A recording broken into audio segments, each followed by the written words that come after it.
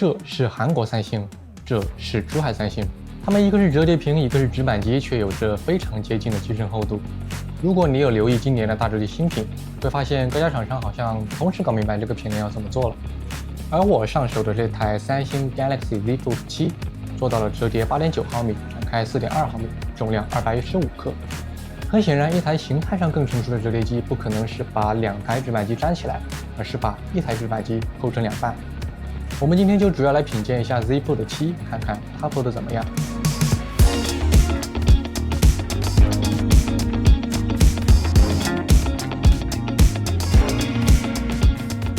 除了厚度与重量，它最大的改变就是这个外屏比例了。相比上代 Fold 6有点极端的22.1:9，这代的21:9显然更容易让人接受。参数方面，外屏是6.5英寸2520×1080 120赫兹，内屏是8.0英寸2184×1968 120赫兹，峰值亮度都可以去到2600尼特。展开的手感相当紧实，全屏的稳定性很不错，得益于超薄精工装甲铰链和升级版增强型装甲铝边框，机身的耐用性也获得了一定程度的提升。做工质感是非常优秀的，我很推荐各位去线下店里上手把玩。只是这种技术名词的英文原文比中文更直观的情况好像不是很多。Z Fold 7延续了侧边指纹、USB 3.2.1和 IP48 级别的防水，放弃了屏下摄像头。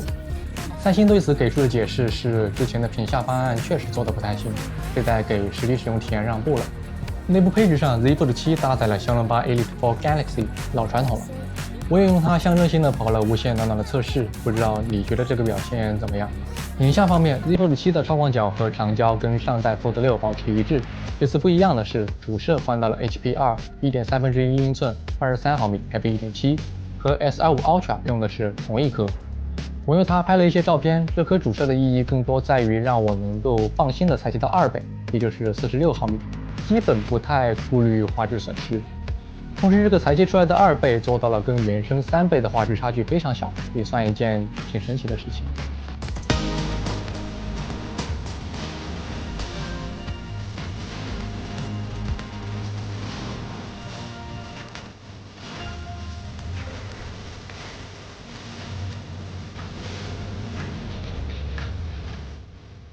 三星的夜景我更愿意称之为夜视，这就是在普通照片模式里开与关拍出来的样子，甚至都不需要我再多说什么。对了，以防你不知道，如果你只想在高倍率裁切时不让 AI 作画，在相机设置里把智能优化调到中等就可以了。关于 One UI， 我对它的评价依然没有变化，优点与缺点都是相同的4个字：高度自由。我承认我是没把它完全摸透的，但 One UI 8我体验下来，在系统本身感觉跟7的差异不是很大。我这次主要玩了一些 AI 功能。Bixby 接入了 DeepSeek， 可以启用深度思索，像模拟面试、口语练习这种连续对话功能也是具备的。这个 AI 解题我发现意外的可用，它并不是去网上搜题，而是调用 DeepSeek 自主思考。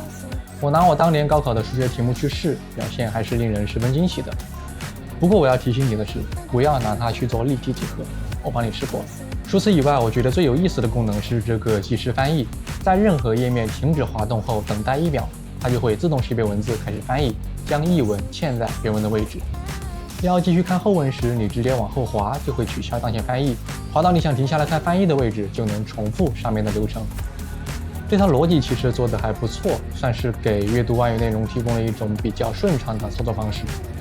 这次上手我也简单玩了一下 Z Flip 7，相比上代 Flip 6最显眼的改变就是这个外屏了，从文件夹造型变成了曲面屏，参数来到了 4.1英寸1048×948 120赫兹，内屏现在是 6.9英寸2520×1080 120赫兹21:9的比例，内外两块屏幕的峰值亮度也都可以去到2600尼特。电池容量提升了300毫安时 ，SoC 采用了 Exynos 2500，它的铰链技术、侧边指纹、USB 3.2.1、IP48、One UI 8及其 AI 功能跟 Z Fold 7都是一样的，就不再展开细讲了。其实我们可以看出来，做轻做薄已经成为了当今折叠屏这个品类的主流思路，而这就是三星想明白以后，以自己的方式交出了答卷。